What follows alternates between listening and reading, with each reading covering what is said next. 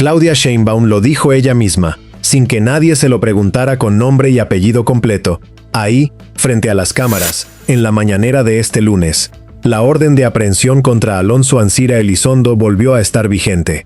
No fue un comunicado técnico de la Fiscalía, fue la presidenta, en vivo, y esa forma de confirmarlo tan directa abre una pregunta que la versión oficial no resuelve. ¿Por qué justo ahora? Porque este expediente no nació esta semana. Lleva más de una década cambiando de forma, de nombre, de estatus legal.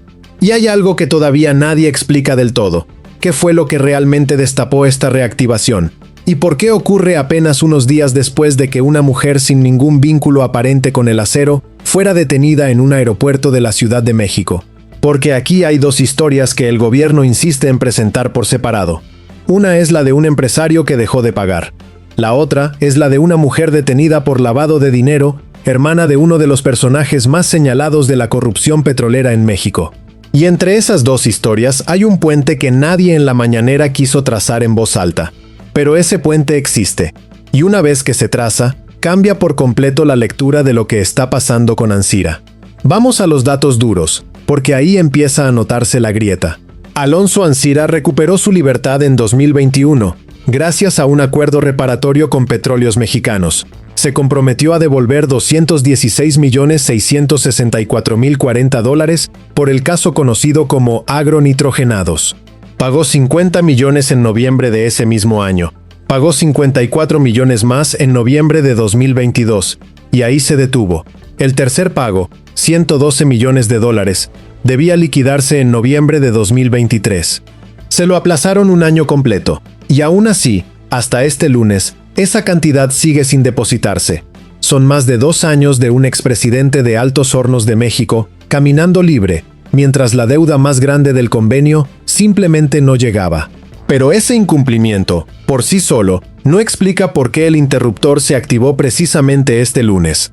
La Fiscalía ya sabía desde 2025, bajo la gestión del entonces fiscal Alejandro Gertz Manero, que si Ancira no completaba los pagos, el proceso se reabriría. La amenaza llevaba meses sobre la mesa. Entonces, ¿qué fue lo que finalmente jaló el gatillo?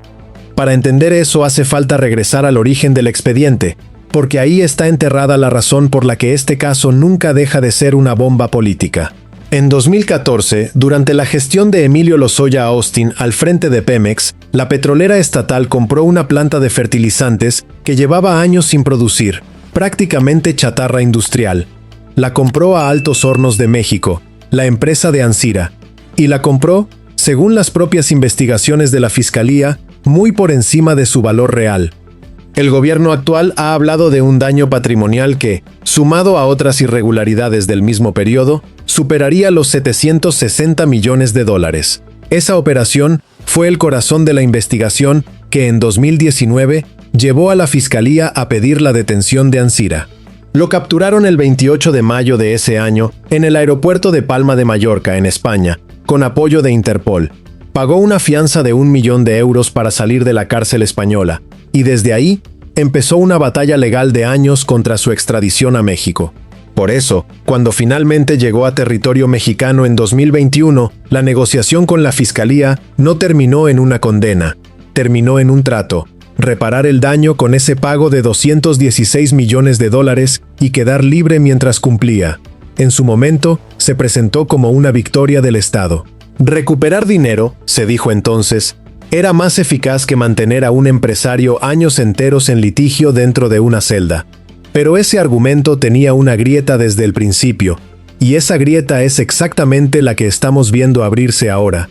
Y mientras Ancira negociaba su libertad con Pemex, su propia empresa se desplomaba puertas adentro. Altos Hornos de México lleva varios años metida en un concurso mercantil que no termina de resolverse. En Monclova, Coahuila, decenas de miles de familias dependen directa o indirectamente de esa acerera, y llevan mucho tiempo esperando liquidaciones y salarios atrasados que simplemente no llegan.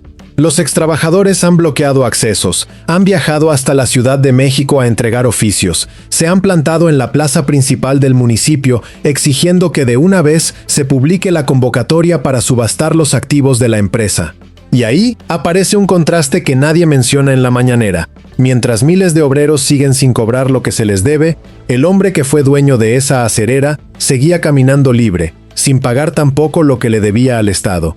La misma lógica de incumplimiento, repetida en dos frentes distintos, con la diferencia de que unos son trabajadores esperando su liquidación y el otro es un empresario esperando que el tiempo diluyera la exigencia. Mientras tanto, Emilio Lozoya seguía su propio proceso, separado del de Ancira pero nacido del mismo expediente. También fue detenido en España, también negoció, también salió bajo condiciones, hoy sigue en prisión domiciliaria, enfrentando tanto agronitrogenados como el caso Odebrecht. Su estrategia, desde el principio, fue cooperar con la fiscalía y señalar a superiores. Y esa cooperación es, probablemente, la pieza que conecta todo lo que vino después. Y aquí es donde el expediente deja de ser sobre dos hombres y empieza a involucrar a toda una familia. El 2 de julio de este año, agentes de la Fiscalía detuvieron en el Aeropuerto Internacional de la Ciudad de México a Hilda Susana Lozoya Austin, hermana de Emilio, acusada de lavado de dinero. Según la investigación, Hilda Susana habría fungido como prestanombres de una empresa llamada Tochos Holding Limited, después de recibir una cesión de derechos que le hizo su propio hermano. Entre junio y noviembre de 2012 recibió, en 5 transferencias, millones de dólares provenientes de una cuenta vinculada a Altos Hornos de México. Parte de ese dinero, sostiene la Fiscalía, habría ayudado a financiar precisamente la compra de la planta de agronitrogenados. El mismo fraude, la misma plata, moviéndose por una ruta familiar que nadie había expuesto con este nivel de detalle. Hilda Susana pasó apenas unas horas detenida. Una audiencia de casi 10 horas en el reclusorio Oriente terminó con libertad provisional. Entregó su pasaporte, aceptó un dispositivo de rastreo, se comprometió a presentarse cada 15 días ante la autoridad. Su abogado no se quedó callado. Habló de persecución política contra las mujeres de la familia Lozoya. La madre, detenida en Alemania y extraditada por el caso Odebrecht. La cuñada, y ahora ella. El gobierno lo niega de manera categórica. Sheinbaum incluso aclaró que el gabinete de seguridad no fue avisado de la detención hasta que ya se había ejecutado. Y en este punto te toca opinar a ti. ¿Esto es justicia real contra una red de corrupción que nunca terminó de pagar? ¿O es un ajuste de cuentas selectivo que golpea a unos apellidos y deja intactos a otros? Déjalo en los comentarios, porque esa discusión apenas empieza. Porque la pregunta incómoda no es si Hilda Susana participó o no. Eso lo va a decidir un juez. La pregunta incómoda es otra. ¿Por qué la Fiscalía decide, en el mismo mes, tocar 2 puertas distintas del mismo expediente que llevaba años prácticamente congelado? Ancira llevaba más de 2 años sin pagar el tercer plazo, y nadie movía un dedo. Hilda Susana llevaba más de una década señalada en investigaciones sobre las transferencias de 2012, y tampoco pasaba nada. Y de pronto, en cuestión de días, las 2 piezas se mueven al mismo tiempo. Eso no ocurre por casualidad en un aparato de justicia que se mueve, generalmente, con una lentitud exasperante. Ocurre porque hay presión. Y para entender de dónde viene esa presión, hay que mirar el momento político exacto en el que estamos parados. Sheinbaum llega a este lunes cuestionando abiertamente a Estados Unidos por el manejo del caso de Ismael El Mayo Zambada, después de que un periodista exhibiera un avión como trofeo y pusiera en duda la versión oficial de esa captura. El gobierno mexicano está, en este momento, defendiéndose de la idea de que Washington maneja sus propios casos de corrupción y narcotráfico, con opacidad y beneficios selectivos, y en ese contexto, mostrar mano firme contra un empresario mexicano que se negó a pagar $216 millones al Estado, tiene un valor que va mucho más allá del dinero.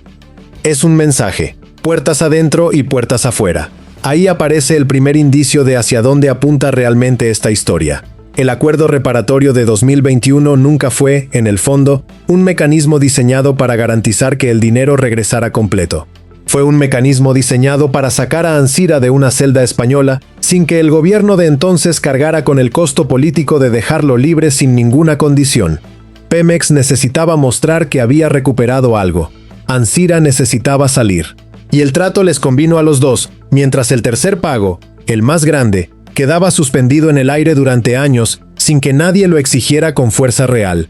Entonces la pregunta que quedó abierta desde el primer minuto empieza a responderse. Detrás de la factura impaga hay algo más grande, un mecanismo completo de justicia negociada, construido durante el sexenio anterior, que dependía por completo de la voluntad política del momento para hacerse cumplir.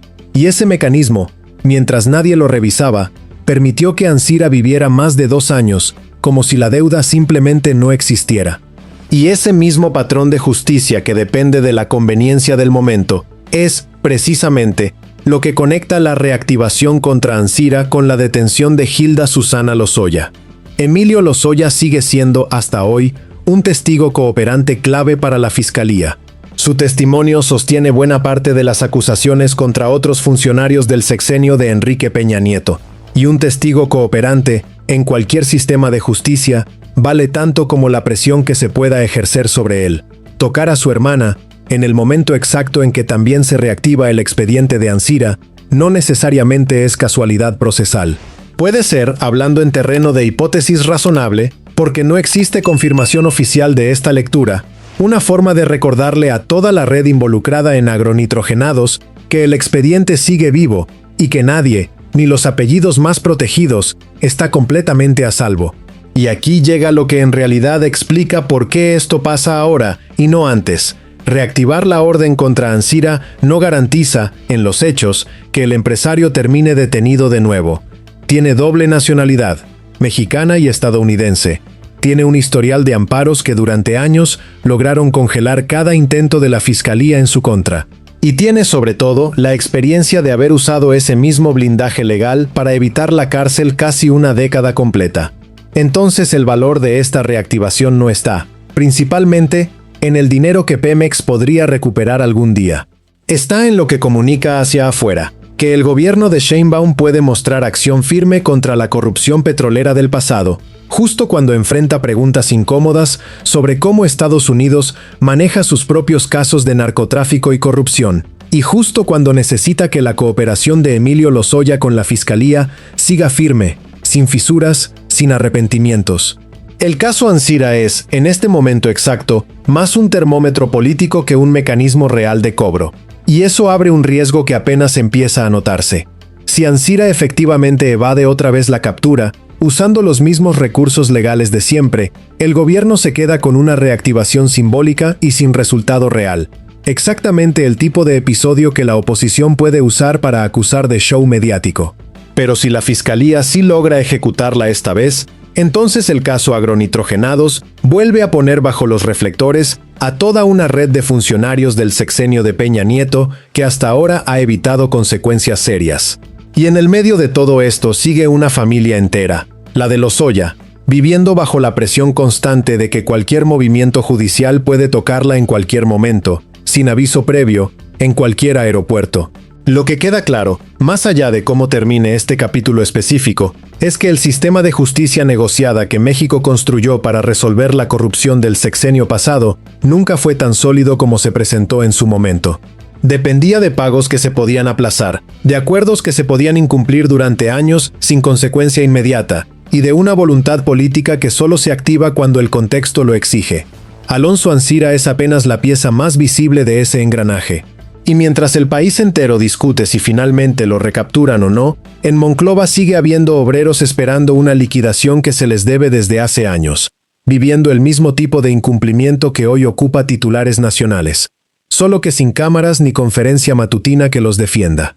Y la verdadera pregunta, la que ni la Mañanera ni la Fiscalía han contestado todavía, es cuántos acuerdos parecidos siguen ahí, congelados, esperando el momento político exacto para volver a activarse.